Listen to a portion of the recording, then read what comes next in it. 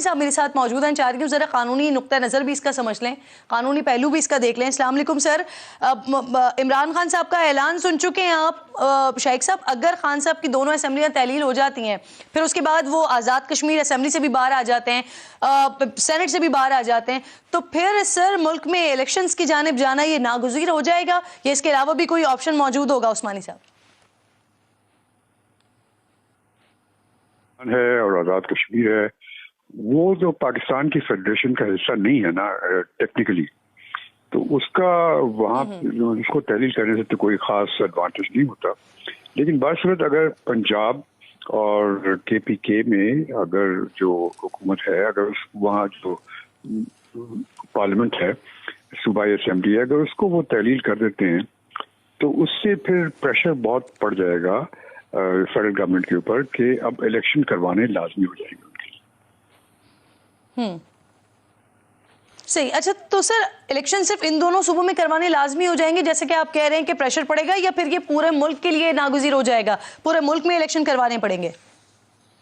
देखिए, होगा तो ऐसे ही, चूंकि बाकी एक बलूचिस्तान रह गई, एक सिंध रह गया, वो तो नहीं कर रहे डिसॉल्व, सिर्फ पंजाब और KPK करेगी। अगर करेगी तो ये पता नहीं होगा कि नहीं, लेकिन अगर करेगी तो उस सूरत में फिर फेडरल गवर्नमेंट पास ऑप्शन होगा कि या तो वो सारे जनरल इलेक्शन डिक्लेयर कर दें, या फिर वो सिर्फ इन 2 प्रोविंशियल असेंबली में इलेक्शंस करवा लें। तो उस्मानी साहब, यानी ये ऑप्शन सिरे से रूल्ड आउट है सर कि गवर्नर्स के जरिए अपनी मुद्दत को पूरी कर ले वफाकी हुकूमत? नहीं, उसका तो कोई ऑप्शन नहीं ना। जब एक दफा जब कोई असेंबली खत्म हो जाती है तो फिर ये गवर्नमेंट की जिम्मेदारी होती है कि वहां पे इलेक्शन करवाएं। कितनी जल्दी इलेक्शन होता है ये अलग बात है, लेकिन इलेक्शन तो करवाना लाजमी हो गया। अच्छा सर, माजी करीब में हमने ये वाला सिलसिला भी देखा ना कि स्पीकर और डिप्टी स्पीकर के जरिए कौमी असेंबली को तहलील करवाया, सुप्रीम कोर्ट मामला चला गया, वहां से अंडू हो गया। तो क्या इस तरह के इकदाम को अदालत में चैलेंज किया जा सकता है? नहीं, क्या मतलब कानूनी नुक्ता आपका यहाँ पे? तो देखिए, बात ये है कि असेंबली, अगर कोई चीफ मिनिस्टर डिसॉल्व करना चाहे तो डिसॉल्व कर सकता है, वो डिसॉल्व कर दे। जब डिसॉल्व करने के बाद अगर एक असेंबली डिसॉल्व होती है तो उस सूरत में उस असेंबली में दोबारा इलेक्शन हो जाते हैं। लेकिन अगर 2 असेंबलियां मसलन KPK और पंजाब असेंबली डिसॉल्व होती हैं तो फिर फेडरल गवर्नमेंट पे प्रेशर पड़ जाता है कि फिर वो एक जनरल इलेक्शन करें, बजाय इसके कि सिर्फ 2 प्रोविंसेस में वहाँ पे इलेक्शन करवाएं। अब ये फैसला फेडरल गवर्नमेंट करेगी कि करना है कि नहीं करना चाहिए, क्योंकि 2 दूसरे सूबे जो हैं वहाँ से तो उन्होंने रिजॉल्व नहीं किया हुआ है असेंबली को। इस वजह से हो सकता है कि वो सिर्फ कहेंगे ठीक है हम 2 में करवा देते हैं। ठीक, शाइख उस्मानी साहब बड़े अच्छे से वजाहत की आपने, बहुत बहुत शुक्रिया सर। प्रोग्राम में साथ मौजूद थे कादिर मंदुखेल साहब, इंतजार थोड़ा सा आपको करना पड़ा। अस्सलाम वालेकुम। कानूनी नुक्ता नज़र बहुत अच्छे तरीके से, कानून को बहुत अच्छे तरीके से आप जानते हैं सर। इससे पहले कि मैं आपका सियासी ओपिनियन लूँ, अब जो करंट गवर्नमेंट है उसके पास क्या ऑप्शंस मौजूद होंगे? जो एक अपना कार्ड शो कर दिया इमरान खान साहब ने कि वो अब क्या करने जा रहे हैं। किरण ना साहिबा, आप और शाइख उस्मानी साहब जो अगर मगर खेल रहे थे इतने देर से, पहली बात ये बताओ कि ये दोनों सूबाई असम्बली टूट ही नहीं सकती है। ये दोनों सूबाई असम्बली में अदम एतमाद की तहरीक जमा हो जाएगी और उसके बाद वो जिन सीटों पे इस्तीफ़ा देंगे उन सीटों पे इलेक्शन होगा। शाइख उस्मानी साहब तहरीक इंसाफ सिंध लॉयर विंग का सदर रह चुका है, उनको अच्छी तरह अपनी पार्टी का पता है कि उनकी पार्टी के अंदर अभी भी जो कौमी असम्बली के इनकी 24 मेंबरान इस वक्त भी हमारे साथ असम्बली में बैठे हुए हैं। इनके जो जिनको ये वज़ीर आला बना है वो वज़ीर आला तो आज उनके साथ मौजूद नहीं था।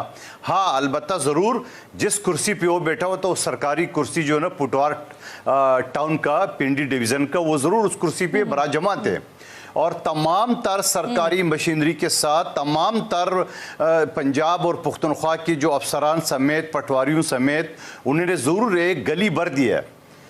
जो अभी अनीफ अब्बासी साहब फरमा रहे हैं 22 करोड़ की बजाय 1%, मैं तो थोड़ा सा और एक स्टेप जा रहा हूँ, 22 करोड़ के बजाय वो 22,000 तो नहीं ला सके। आप मुझे बताओ, अगर एक गली आपने भर दी है, क्या उसमें 22,000 लोग आ सकते हैं? 22 लाख तो दूर की बात है अनीफ अब्बासी साहब।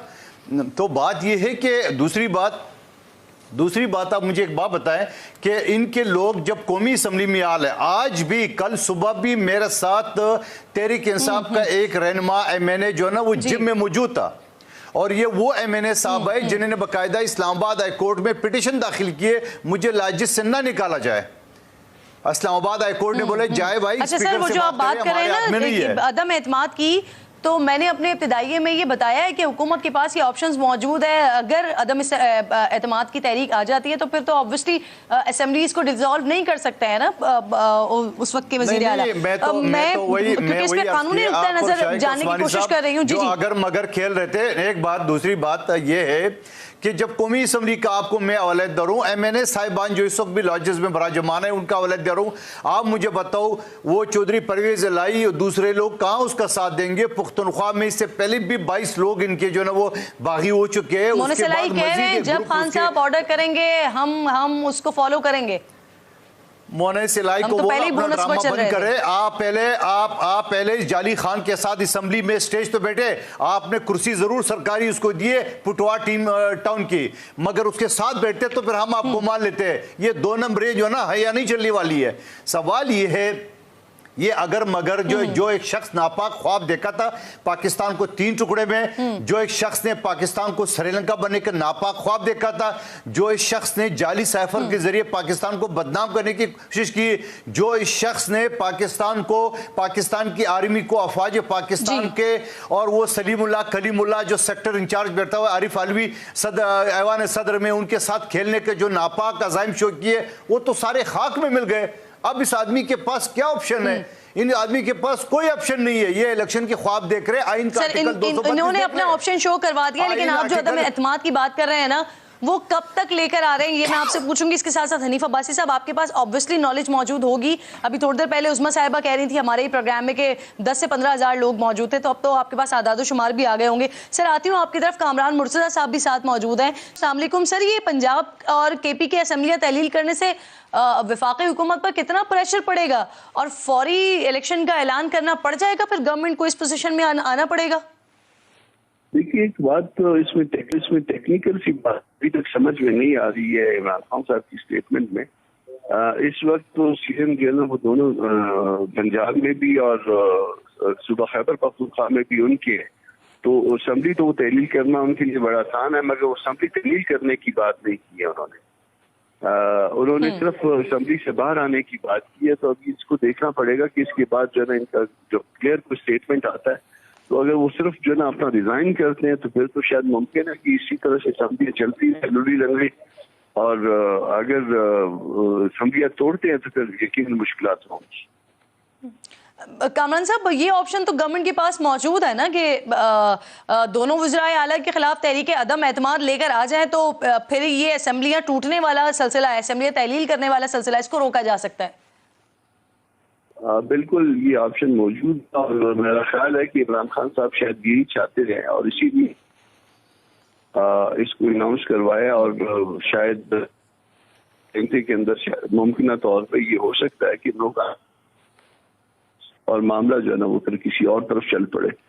तो वरना जो ना सैटरडे को ये बात कहना और उसके बाद मैं जो समझ रहा हूँ कि इसकी बात जो है ना वो इमीडिएटली जो है वो आज के दिन में सेक्सी से जो है नो कॉन्फिडेंस मोशन जो है वो शायद लोग रिसीव करवा रहे। सर अदम एतमाद के अलावा क्या हुकूमत के पास गवर्नर्स के जरिए अपनी मुद्दत पूरी करने का ऑप्शन एग्जिस्ट करता है? अगर तो मतलब वहां से किसी से होते हैं तो गो की हुकूमत शायद अपना वक्त पूरा करने में किसी आगे ले जाने में कामयाब हो जाए, मगर प्रैक्टिकली मुश्किलात हों। यकीन ना ये बहुत बड़ा फैसला उन्होंने कर लिया है। गो के इसमें हुकूमत के लिए मुश्किलात होंगी, मगर मेरा ख्याल है कि अल्टीमेटली इसके लिए लूजर्स इमरान खान साहब खुद भी होंगे।